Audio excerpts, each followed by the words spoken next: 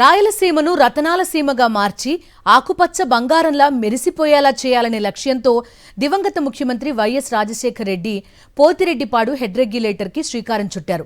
44 క్యూసెక్కుల సామర్థ్యానికి వైఎస్ఆర్ ప్లాన్ చేస్తే ఆయన తనయుడు జగన్మోహన్ రెడ్డి ముఖ్యమంత్రి కాగానే దాన్ని 80 క్యూసెక్కులకు పెంచి రాయలసీమ ఎత్తిపోతల పథకానికి బాటలు వేశారు. ఉమ్మడి రాయలసీమ జిల్లాలతో పాటు ప్రకాశం, నెల్లూరులకు సాగునీరు, చెన్నైకి తాగునీరు అందించడం దీని లక్ష్యం. 5 ఏళ్ల పాలనలో జగన్మోహన్ రెడ్డి 80% పైగా పనులు పూర్తి చేయించారు. అవి పూర్తవుతాయనుకున్న దశలో కూటమి అధికారంలోకి వచ్చింది. ముఖ్యమంత్రి చంద్రబాబు నాయుడు ఎప్పట్లానే రాయలసీమకు వెన్నుపోటు పొడిచారు. తన రాజకీయ శిష్యుడు తెలంగాణ ముఖ్యమంత్రి రేవంత్ రెడ్డి కోసం రాయలసీమ ఎత్తిపోతల పథకాన్ని ఆపేసి సొంత రాష్ట్రానికి ద్రోహం తలపెట్టారు. దీనిపై రాయలసీమ రైతులు, ప్రజలు నిప్పులు చెరుగుతున్నారు. సీమ ప్రాంత ఆక్రోశంపై సాక్షి గ్రౌండ్ రిపోర్ట్. రాయలసీమ ఎత్తిపోతల పథకంతో రాయలసీమ రైతుల కళ్లల్లో ఆనందం చూడాలనుకున్నారు వైఎస్ఆర్. ఆయన హయాంలో దానికి ఓ అడుగు వేశారు.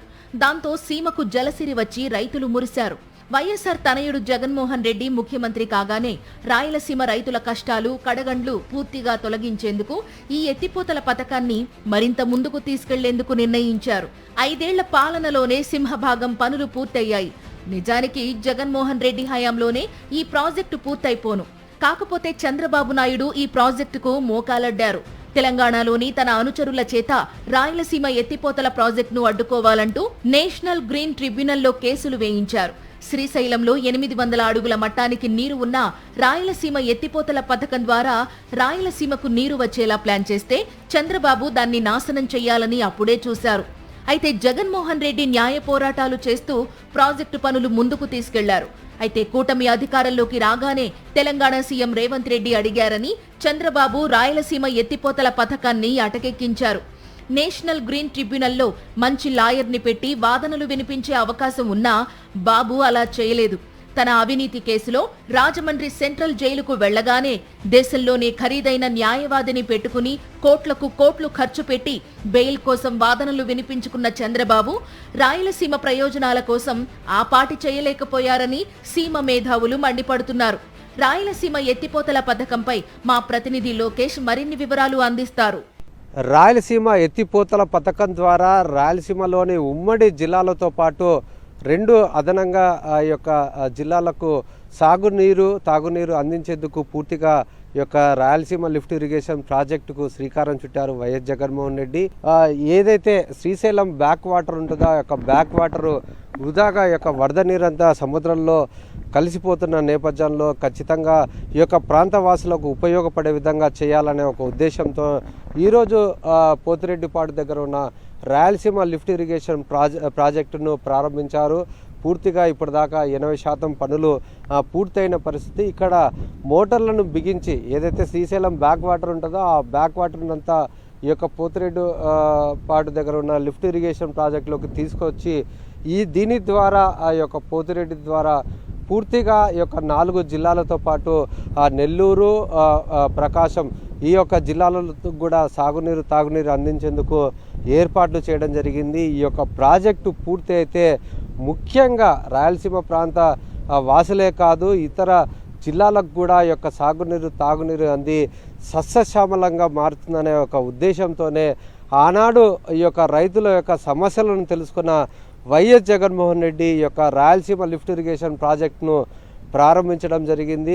సుమారుగా ఒక్క రోజుకి ఒక 3 టీఎంసీల నీటిని అందించేందుకు పూర్తి స్థాయిలో ఏర్పాట్లయితే చేయడం జరిగింది. ఇక్కడ మనం చూసుకున్నట్లయితే ఈ యొక్క ప్రాజెక్టు దగ్గర అన్ని పనులు పూర్తయినాయి. ఈ యొక్క శ్రీశైలం బ్యాక్ వాటర్ అంతా ఇక్కడ నిల్వ చేసుకొని ఇక్కడ నుండి పంపింగ్ చేసిన వెంటనే ప్రతిరోజు 3 టీఎంసీల నీటిని వివిధ ప్రాంతాలకు తరలించడానికి ఎక్కువగా అవకాశం ఉంటుంది. అటువంటి ఈ యొక్క ప్రాజెక్టు పూర్తవుతున్న నేపథ్యంలో ఈ యొక్క ప్రాజెక్టును చంద్రబాబు అడ్డుకోవడం జరిగింది. ఈ యొక్క గ్రీన్ ట్రిబ్యునల్లో పూర్తిగా ఇక్కడ కాలుష్యానికి అభ్యంతకరంగా ఉందనే ఒక ఉద్దేశంతో వారికి సంబంధించిన వారితో కోర్టులో కేసులు వేయించి ఈ యొక్క ప్రాజెక్టును నిలిపివేయడం జరిగింది. ఈ నేపథ్యంలో ఈ యొక్క ప్రాంత వాసులైతే ఆగ్రహం వ్యక్తం చేస్తున్నారు.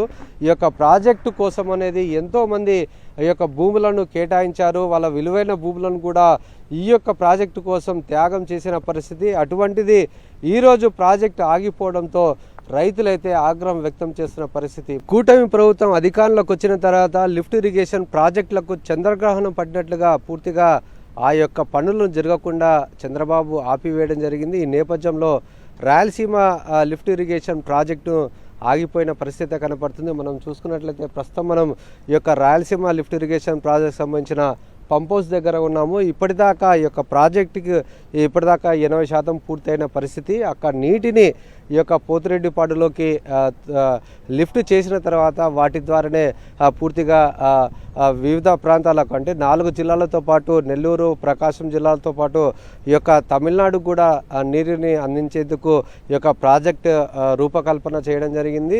దగ్గర 80% పనులు పూర్తయిన నేపథ్యంలో కొద్దిగా అంటే 20% పనులు పూర్తయితే మొత్తం మీద ఈ యొక్క లిఫ్ట్ ఇరిగేషన్ ప్రాజెక్ట్ అయితే పూర్తవుతుంది. అయితే కూటమి ప్రభుత్వం అధికారంలోకి వచ్చిన తర్వాత ఈ యొక్క ప్రాజెక్టుని నిలిపివేయడం జరిగింది. మనం చూసుకున్నట్లయితే అక్కడ ఈ యొక్క లిఫ్ట్ పవర్ హౌస్ అంటారు.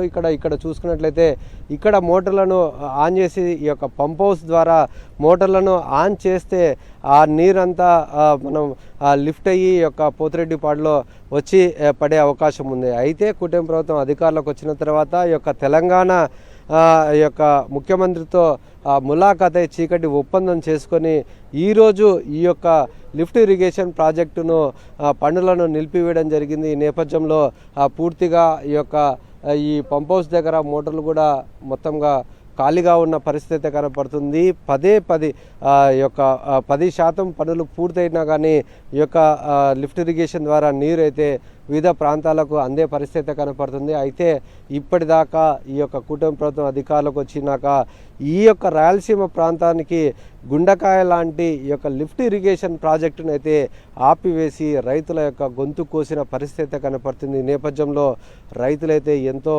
ఆవేదన వ్యక్తం చేస్తున్నారు.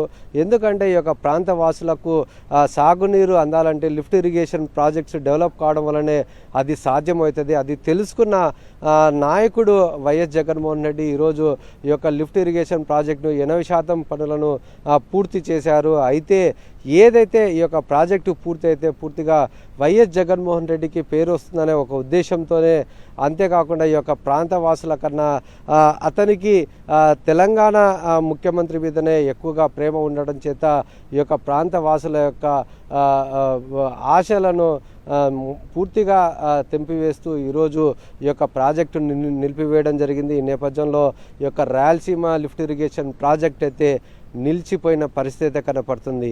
ఇప్పటికైనా ఈ యొక్క రాయలసీమ ప్రాంత వాసుల యొక్క వారి యొక్క మనోభావాలను దృష్టిలో పెట్టుకొని, రైతుల సమస్యలను దృష్టిలో పెట్టుకొని వారికి మేలు చేసే విధంగా, వారికి సాగునీరు తాగునీరు అందించే విధంగా చంద్రబాబు యొక్క పాల్పడాలని, ఈ యొక్క ప్రాజెక్టును పూర్తి చేయాలంటూ ఈ యొక్క రాయలసీమ ప్రాంత వాసులైతే డిమాండ్ చేస్తున్న పరిస్థితి. లేని పక్షాన తమ హక్కు కోసం, ఖచ్చితంగా ఈ యొక్క నీటి కోసం పోరాటాలు అయితే కొనసాగిస్తామంటూ వైఎస్ఆర్సీపీ నాయకులతో పాటు రాయలసీమ ప్రాంత వాసులంతా హెచ్చరిస్తున్న పరిస్థితి. కెమెరామెన్ శేఖర్తో లోకేష్, సాక్షి టీవీ, పోతిరెడ్డిపాడు. తెలంగాణ ముఖ్యమంత్రితో చేసుకున్న చీకటి ఒప్పందంలో భాగంగానే చంద్రబాబు నాయుడు రాయలసీమకు తీరని ద్రోహం చేశారని రాయలసీమకు చెందిన విపక్ష నేతలు ఆరోపిస్తున్నారు. ఓటుకు కోట్లు కేసులో అడ్డంగా దొరికిన చంద్రబాబు నాయుడు ఆ కేసును మూసివేయించుకోవడానికే రేవంత్ అడిగిన వెంటనే రాయలసీమ ఎత్తిపోతల పథకాన్ని ఆపేశారని దుయ్యబడుతున్నారు. అమరావతి కోసం 1000 కోట్ల అప్పులు చేసి 1,00,000 ఎకరాల సమీకరణకు నడుం బిగించి 1,00,000 కోట్ల ఖర్చుకు సై అంటున్న చంద్రబాబు నాయుడు రాయలసీమ ప్రయోజనాల కోసం ఏపాటి కృషి చేయకపోగా తానే సీమను ముంచడానికి కంకణం కట్టుకోవడం క్షమించరాని నేరమని సీమ రైతులు ధ్వజమెత్తారు. దశాబ్దాలుగా కరువు కాటకాలతో అల్లాడుతోంది రాయలసీమ. ఎన్ని ప్రభుత్వాలు మారినా రాయలసీమ అవసరాలపై దృష్టి సారించలేదు.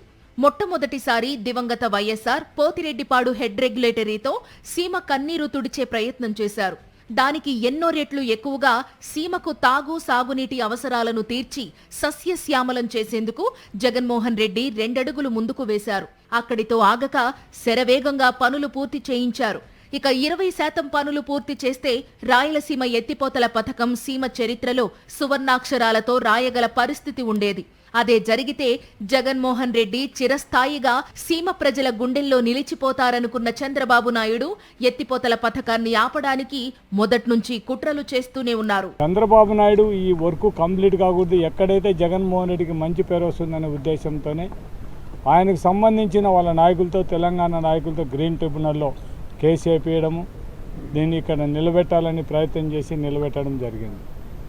జగన్మోహన్ రెడ్డి గారు ఉన్నంత వరకు లాస్ట్ 2024 వరకు కూడా ఈ వర్క్ను చాలా వరకు ఆ రోజు వరకు కూడా 24 వరకు కూడా ఈ వర్క్ను కూడా పనిచేయడం జరిగింది. కేవలం తెలుగుదేశం గవర్నమెంట్ 2004లో వచ్చిన తర్వాత చంద్రబాబు నాయుడు మామూలుగా ఏ ముఖ్యమంత్రి కానీ ఈ భారతదేశంలో సొంత రాష్ట్రాలను ప్రయోజనాలను కాలరాసే విధంగా, ఇంకొక రాష్ట్రానికి మేలు చేసే విధంగా తెలంగాణ కోసం వాళ్ళ కోసం ఈ లిఫ్ట్ ఇరిగేషన్ స్టాప్ చేసి మనం నేషనల్ ట్రిబ్యునల్లోనే కూడా కేసుకు లాయర్ను పెట్టకుండా మొత్తం ఈ శ్రీశైలం రిజర్వాయర్ కింది ప్రాంతాలు అయితేనేమి రాయలసీమ ప్రాంతాలు అన్యాయం జరిగే విధంగా నిర్ణయం తీసుకోవడం అనేది దురదృష్టకరం. ఒక ముఖ్యమంత్రిగా 4 సార్లు ముఖ్యమంత్రిగా ఉండే వ్యక్తి ఈ రాష్ట్రాన్ని తాకట్టు పెట్టే విధంగా నిర్ణయం తీసుకోవడం మాత్రం మనం ఎవరు కూడా క్షమించరాని విషయం. చంద్రబాబు తన రియల్ ఎస్టేట్ వ్యాపారాల కోసం అమరావతిపై 1,00,000 కోట్ల రూపాయలకు పైగా ఖర్చు చేయడానికి వెనకాడ్డం లేదు. ఇప్పటికే 1,000 కోట్ల అప్పులు తెచ్చిపోశారు. 2014లో తీసుకున్న భూములు చాలవని ఇప్పుడు మరో 43,000 ఎకరాల భూములు గుంజుకోవాలని చూస్తున్నారు. ఒక్క ప్రాంతంపై ఇంత ప్రయాసపడుతూ ప్రజాధనాన్ని పంప్ చేస్తోన్న చంద్రబాబు నాయుడు తనకు రాజకీయ భిక్ష పెట్టిన రాయలసీమను మాత్రం సర్వనాశనం చేశారని రాయలసీమ నేతలు విమర్శిస్తున్నారు. మీరు కూటమి ప్రభుత్వం చెప్పుకుంటున్నారు, మీ అమరావతి కోసము అంత లాబియింగ్ చేసి 1,00,000 ఎకరాలకు లాబియింగ్ చేసి పర్మిషన్ తెచ్చుకున్నారు. తర్వాత 1,00,000 కోట్లకు అప్పులు తెచ్చుకోవడానికి లాబియింగ్ చేసినారు.